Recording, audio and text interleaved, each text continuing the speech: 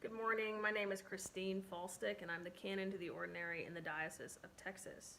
Just so you know, I'm going to be working with Lisa and the vestry as they guide the parish through the process of searching for your next rector. So now you have at least hopefully a face to that name.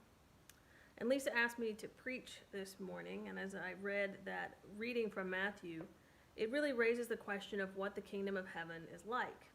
I think as humans, we always struggle to describe the divine. Former Archbishop of Canterbury, Rowan Williams, once said, "At the boundaries of speech, we are only at the beginning of the fullness of the gospel." Only at the beginning of the fullness of the gospel, which has always struck me. I think we don't want to speak too glibly about God, for fear of closing off the enormity of the mystery that must exist between our finite selves and the ineffable, infinite, triune God. But at the same time, Jesus became human in part to bridge this gap, to show us who God is, to reassure us of God's love for us. Jesus is the concrete, living, and breathing embodiment of God's never-ending love for humanity.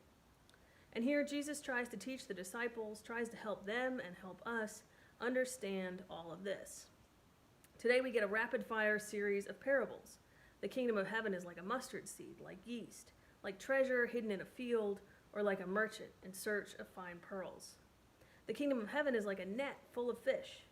And after going through all of these, some with more explanation than others, Jesus turns to the disciples and says, "Have you understood all of this?" "Why, yes, of course," they answer. I always think there should be like a laugh track here. Yes? Did they really understand it? I'm not sure I really understand that much of it. Of course, the disciples walked and talked with Jesus and worked with him all the time, so they should understand better than me. But I also know that their track record on this kind of thing isn't the best. So often they don't really seem to understand. Remember when Jesus said he was going to Jerusalem to die, and Peter takes him aside and says, "Hey, you got the wrong idea." I mean, Peter tries to explain to Jesus why he's wrong, and he's remembered as the greatest of the disciples. I'm not sure what fully understanding all of this would look like, but Jesus' series of parables does give us a sense of the kingdom of heaven.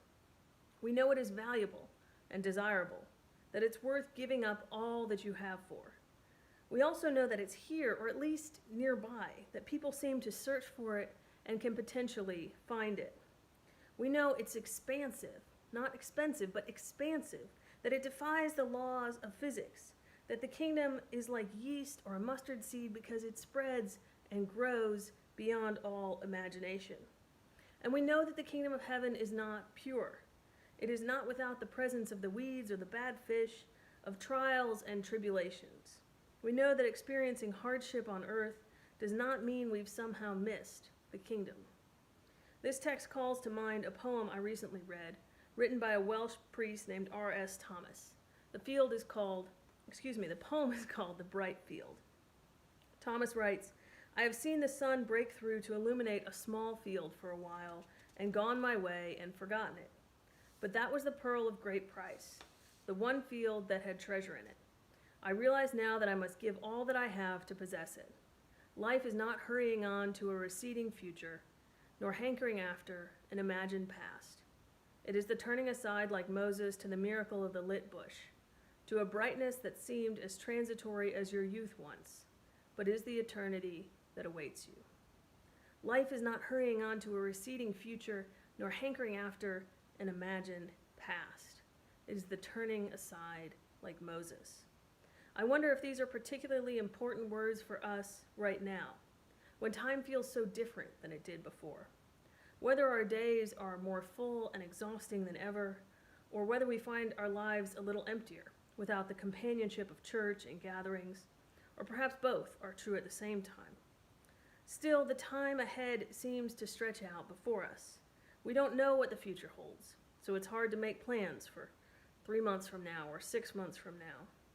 Perhaps now is the time to turn aside, like Moses, for the present is all that we can be certain of. What would it be like to look for the kingdom of heaven, here and now? Do we believe that on our morning walk we might see that bright field, that we might come to discover a deeper closeness with God? Can we, if only for a moment or two, let go of our worries about where all this is headed? Can we be reassured of God's love for us again, as we remember the mystery of the Word made flesh, Jesus' birth among us, the fullest evidence we have of God's unending love for the world? Our faith is big enough to encompass both revelation and mystery. The mystery of the kingdom of heaven, the wonder of closeness of God, the call to give up all that we have. This pushes us forward in faith. We may not totally understand all those parables Jesus told us, but they give us hints, tastes of what the kingdom is like. And even if we're not completely certain of it all, we can have that reassurance.